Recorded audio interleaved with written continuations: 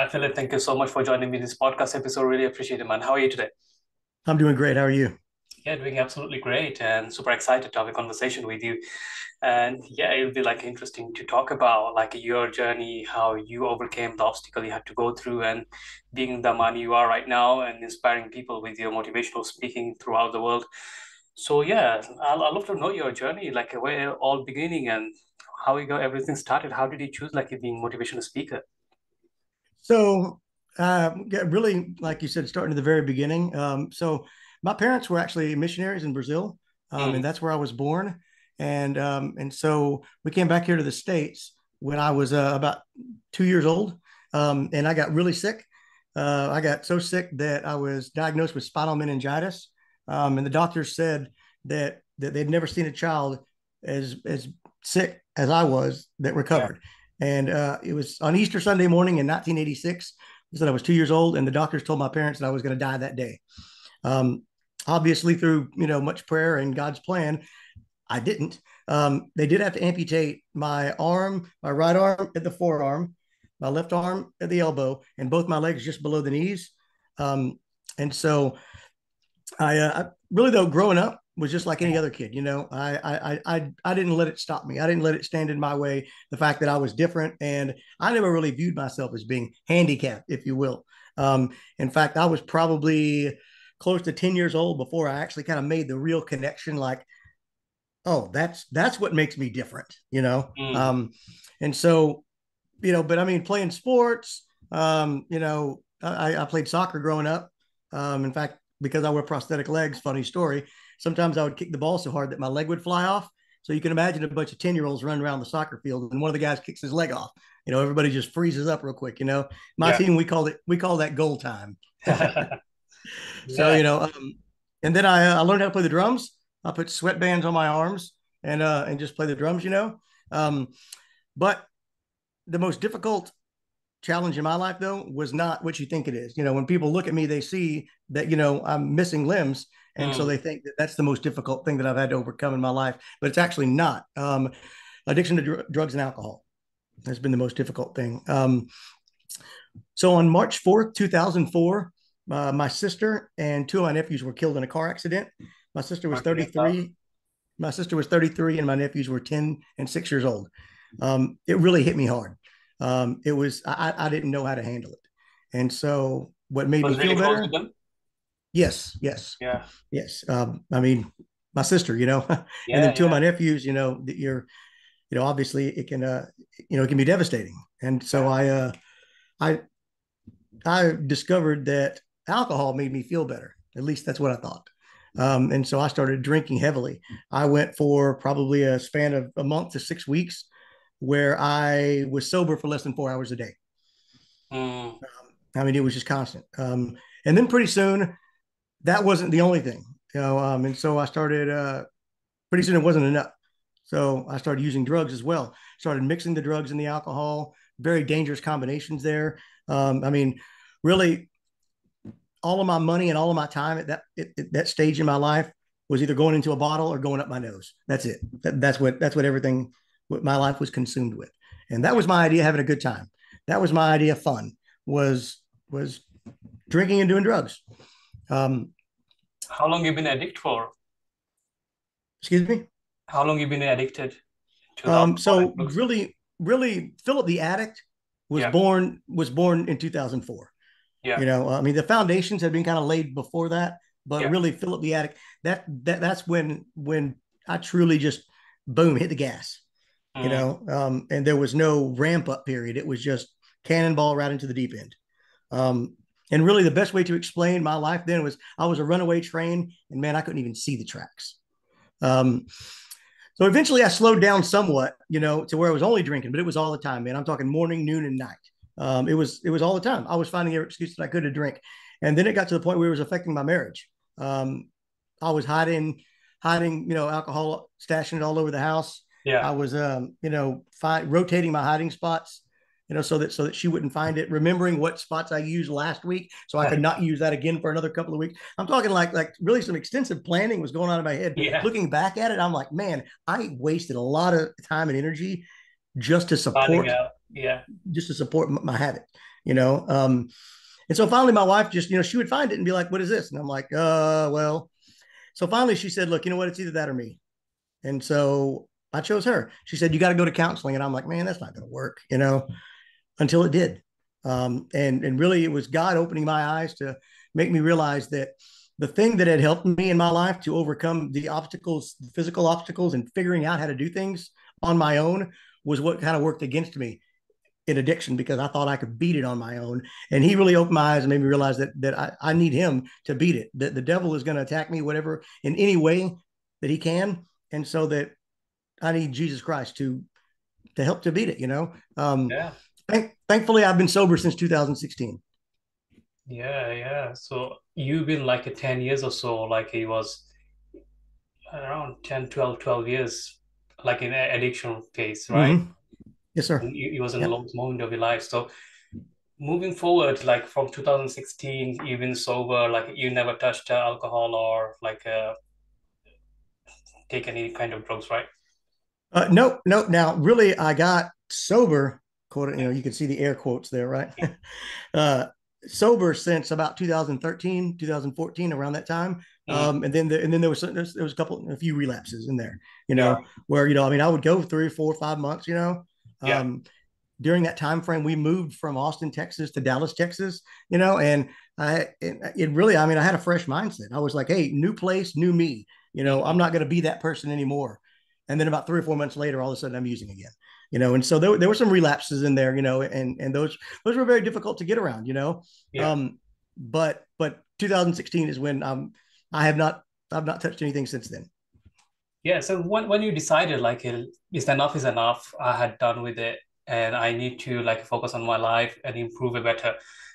So when you actually came up with it, like this is the day I need to stop. How did it actually happen? Is it like a through your wife, you said, or like yourself, the inner? Um, So, I mean, honestly, my wife presented me with an ultimatum. She said, either you're going to get help, you're going to stop, and you're going to get help, or I'm Mm, leaving, and this marriage is done. yeah, And and at first I'm like, whatever, because to be honest with you, she'd threatened that some other times. I'm like, oh yeah, no, I'll cut back, I'll cut back. Finally, this time though, it was that you have to stop, and so I did. But she said also that I had to get help this time, which any of the other times I had weaseled my way out of getting help, and but getting help is what really was what kind of pushed it over the edge for me after I actually got the help. One of the things that I say that in recovery you learn is that until your desire to get better is greater than your desire to use, then you're never going to get better until that desire is greater. You yeah, know, and so I mean, part of that I attribute also to my age. You get older, you get you mature some, but a lot of it really I have my wife and God to thank for it, because God told her, hey, you know what, that's it, this is done. Like yeah, you need to give him this ultimatum, because that's the only way it's going to work. And so that's what happened. So she gave me the yeah. ultimatum, and I luckily I chose the right thing. And I say luckily, God knew what he was doing. He had his hand in all of that. Definitely, it's the best decision ever. So moving forward, like then your wife actually helped you out. That you said like, yeah, let's get to it. And so, what was your mindset like during the time? Obviously, any kind of addiction is not easy. Like unless if someone addicted to something, they wouldn't know like how you can get so addicted to something and losing it. It's not easy process. During the process, how's your like a process like? How did you stay in that track? I know like you mentioned there was like a free relapse between 2013, 14 time until like 2016 you totally stopped it. So how's the process like? So if you'd like to share with the audiences. Yeah. So I mean, really, when it comes to addiction, it's you got to throw all logic out the window, because Yeah. nothing that is logical. I mean, addiction is not logical. I mean, it's using when you shouldn't. It's using whenever when it's saying you've told yourself or you told others, I'm not going to do this, and then you do it. There's a complete irrationality to it, and so that's one of the first things that at least people that have that close with addicts, you have to throw all rationale, all logic out the window, because it's purely acting illogically, Yeah. because it's a desire to I mean, just a desire to use, desire to get high, you know. And so until you get, like I was saying earlier, until your desire to get better is greater than your desire to get high, then you're never going to get better, you know. And you can't get better for somebody else. You can't get better for this and that. You have to. It has to be God working in your life, and it has to be for you, you know. That's one of the main things that my wife finally understood. And, you know, of course, hearing about it after the fact, you know, number one, it pains me. It really does that I put her through that, you know. I mean, she said that, you know, she would pray to God to just to fix me, just Mm, fix him, you know. And that's what had to happen, you know, was that he had to intervene and he had to fix me. yeah, yeah. So for understanding like where you're coming from, like your wife had like a great partnership with you in terms of like for your recovery. She was there for along the way, like when you needed support and help. Alongside with your wife, did you get any kind of other help, like from like a professional help to get your getting out of that addiction? Yes, yes. I mean, I started seeing a therapist. Okay. I still see the same therapist to this day. I Mm, still, it's funny because I say that yeah, I told her and I did. This isn't going to work. Like, man, like I whatever. And so, and I've told my therapist this too, that I first started going to see him knowing it's not going to work. I mean, in my mind, I had already made the decision this is not going to work. I'm just yeah, doing this to appease her so that she'll get off my back. If I do this for a couple of months, it'll be done. And that's exactly the approach that I had with it. And then all of a sudden it did start working, Then all of a sudden God started opening my eyes to, hey, you know what? This is not the way that you should be acting. This is not the things that you should be doing. You shouldn't even be pretending to go to this therapist, just for her. You need to do this for you because until you get better, I'm not going to be able to use you. And so coming to that realization, is really what kind of put me over the top. That's what really made me want to stay sober and not just be sober for a little while. Maybe want to stay sober yeah. and stay clean. Yeah, a lot of people like go through like addiction and they don't actually get professional help. They proper ashamed of themselves. They know what to do. Like they wouldn't ask for a help. So how important do you think like getting a help actually helps, to like be accountable for something, right? Well, it really it makes a big difference. It does, because it's someone, it's confidential help, but it's something that you can make yourself vulnerable. Mm, You can, and this is somebody that's not going to judge you. It's somebody that's not going to. It's not going to go tell my wife that all these other times that I told her I was doing this and not and then I was going to use, or how much of a desire I had to use the other day, and I didn't, or even in the times that you do relapse. It's somebody that you can actually. I mean, having a therapist and having somebody to talk to is somebody that's not going to judge you, but they're not there all the time either. It's yeah. not somebody that can necessarily hold it against you later. And so being open with your spouse is one thing, but being open with a therapist, it's a it's more of an advice type thing. You know what I'm saying? So Yeah, it can to open up more, isn't it? Like certain exactly. things you can say, like even though you're going through like a problem in your family, like with your wife, you can share that with your wife. Then having like a therapist is like a kind of friend to you. At the same time, you can get Exactly. like a good advice, and it's not gonna be shared with other people because it's confidential, right? Right. That's correct. That's exactly Yeah, it. And it's not going to be something that might hurt their feelings. You know what I'm saying? yeah, Because I mean, nobody wants to hurt their spouse's feelings, really, right? I mean, but it's something that, like, yeah, whatever it is that, you did this thing. My wife did this thing the other day that really, oh, it just really got to me, and it made, and it was a trigger for me, and I wanted to use. Well, you tell your spouse that they get defensive. They may, I mean, and you don't want to put them on that. You don't want to yeah. put that on them, I should say. And so having somebody else, a neutral third party that's confidential, it really makes a difference. So whether that be a sponsor, a therapist, whatever it is, I mean, it's. I always say that if you don't get help for it and you think you can beat it by yourself, you're gonna fail. It's not gonna happen. Yeah, that's great. And I like the fact like you are not victimizing your situation, right? A lot of people they they they complain, why me, God, why this thing happened to me, like they would give up with their life. And I know like the only way you went to like the addiction, which is like losing your nephew and your sister, nothing to do with you losing your arm or legs, because you carried on with your life, you got married and everything was smooth. But a lot of people with your situation, they wouldn't do that. They probably get victimized. They complain every single day. Like they wouldn't get a job. They wouldn't do something like what you're actually doing right now, inspiring people with the motivational speaking and everything. So coming from like whatever happened to you, how do you stay positive in your situation and like keep moving forward? You're doing so many things in the same time.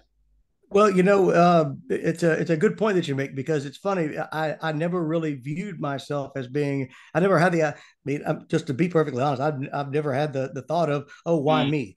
Why did this happen to me? Whether that be the addiction, whether that be the amputations, any of that stuff. It's never been a at least my mindset has never been a why me. It's a what can we do to make the most out of this? And it's a natural mindset for me, to be honest with you. And it's hard to explain. And I know that sometimes it sounds kind of corny and it sounds goofy and cliche, but it really is. I mean, I my outlook is that if you sit around and mope around about something and complain about it, is that going to change anything? Well, if the answer is no, then why waste your time doing it? yeah. We have to worry about the things that you can control. Once again, something else you learn in recovery, you have to live life on life's terms. And so once you get to that point, and once no matter what the situation is, whether it's having amputations, whether it's having cancer, whether, it's just having a bad day, and we all have those things, we all have a bad day, right? And so Definitely. it's being able to put that behind you and be able to move on and be able to move on in a positive manner and worry about the things that you can change and not worry about the things that you can't change. Yeah, I love that, bro. I love that. Like we mentioned, we complain, we have so many abundance and we don't see it. We don't have the gratitude and we keep on complaining. Like so many people like be just having a pair on your shoes, like being who they are, like comparing to like being a hospital bed, like you able to do certain things. You can be grateful for that. Like you wouldn't been existed like when the doctor said like you're not gonna make it. Like same thing happened with my child. We've been blessed with our child last year, and he diagnosed with like a brain damage, and he was in the ICU for 6 weeks. But before that, and when he actually diagnosed with the next 24 hours, they told he's not gonna make it. There is no chance for him surviving. I was like, how long left? He's like, they're like maximum 24 hours. If none of our medication is working, then we probably have 24 hours to live. And coming from there, like where he is right now, he's developing everything is fine, just slightly delayed on certain things, like he can't walk on himself. He's 1.5 years old. But other than that, he's achieving all of them his milestone. But we as a parents, we never said why us. We said we are such a blessed way to have him, and we are such a blessed. He's survived, and he's with us. Like we're seeing like a positive side of it. But a lot of people, like with the family circle, friends, and they're like, "Why God chose us for like that hardship?" I was like, "This is the best thing could happen to us. It brings closer to us. That's why we keep with us all the time. We are giving his best life, and the bonding and relationship actually connected the same way. Like you are saying." Like whatever happened with you, like you're looking for like a positive aspect of it rather than the negative side of it, and you are focusing on what you can control rather than you can't control, which I love that. And a lot of people don't actually realize that they probably have everything in the best. They have money, cars, beautiful spouse, everything on point with great health, but still they feel empty. What would you give them advice on that?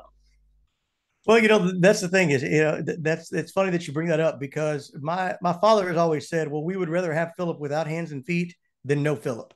And Mm, so that's the thing is instead of being like, well, why did this happen to me? It's like, okay, you know what? He's still here and you still have the opportunity to yeah. love your child, and you still have the opportunity to impact people and have a positive impact on other people. So I mean, I've based my entire life around Philippians 4:13, which says I can do all things through Christ who gives me strength. And so that's what, it's funny that you mentioned about people that, that have all this stuff, but they're still empty. And that's the thing is because money can't buy you happiness, No. and some people that you would think that seem on the outside like they have everything and everything's going great. They're some of the most, empty and depressed people that you'll ever meet as well. If you could see what's truly happening behind their closed doors.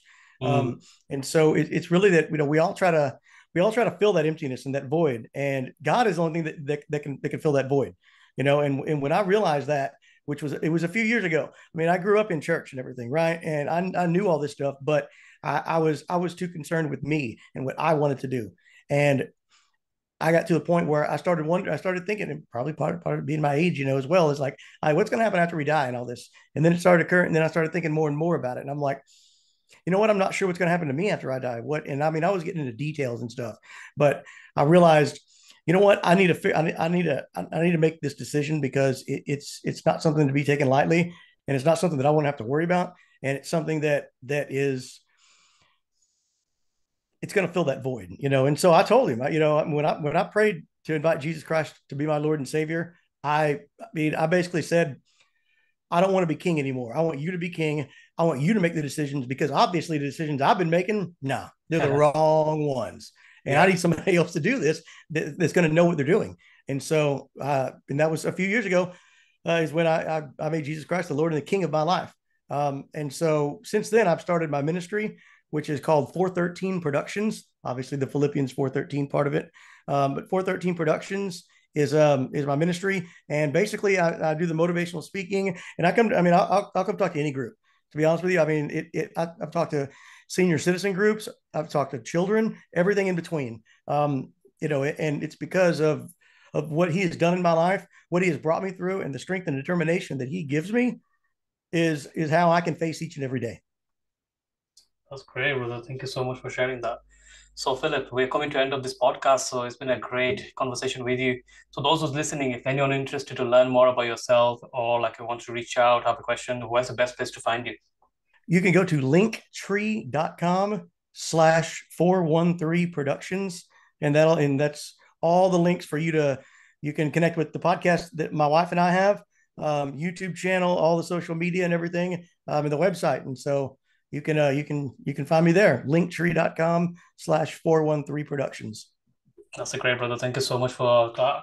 And yeah, it was a great conversation with you. And thank you so much for your time as well. I wish you best of luck with your personal life and a career.